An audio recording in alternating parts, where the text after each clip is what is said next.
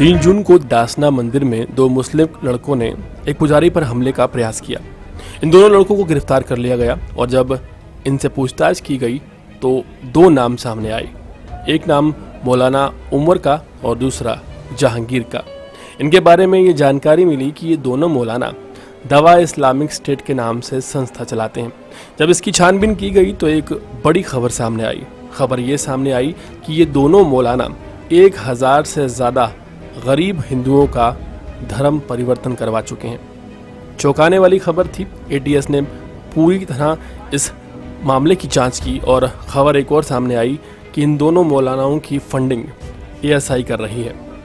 जी हाँ, एएसआई से पैसा लेकर मोटिवेशनल थॉट्स के ज़रिए ये दोनों मौलाना गरीब हिंदुओं या फिर उन हिंदुओं का जो कि बोल नहीं सकते या फिर सुन नहीं सकते, जबरन धर्म परिवर्तन करवाते थे और उन्हें मोटिवेट भी करते थे और कुछ पैसा भी देते थे।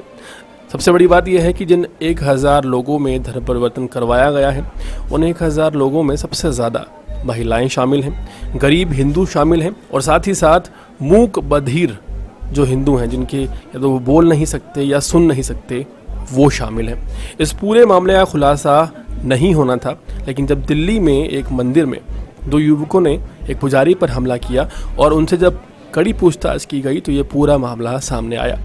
वहीं इस पूरे मामले में चौंकाने वाली बात यह है कि अब तक 1000 हिंदुओं का धर्म परिवर्तन ये मौलाना करवा चुके हैं। वहीं चौंकाने वाली बात यह है कि जितने भी लोग मुस्लिम बने हैं इन 1000 लोगों में से वो सभी के सभी बहुत ज़्यादा गरीब तबके से हैं। साथ ही ये भी हैरान करने वाली बात है कि जो धर्म परिवर्तन का तरीका था वो ज़बरन या किसी भी तरह की दबाव में आकर नहीं था। वो एक तरह से मोटिवेट करके यानी कि विचार परिवर्तन करके धर्म परिवर्तन कराने का तरीका था। यानी कि किसी को काउंसलिंग करके उसको ये बता के कि क्या फ़ायदे हो सकते हैं धर्म परिवर्तन के, धर्म परिवर्तन कराया जाता था। और वहीं हैरान करने वाली बात ये है कि इन दोनों का जो इस्लामिक दवा सेंटर के नाम से संस्था चल रही थी, वहाँ लोग ये सोचते थे कि वहाँ पर कोई सामाजिक कार्य चल रहा है, क्योंकि इनकी संस्था का नाम दवा इस्लामिक सेंटर था।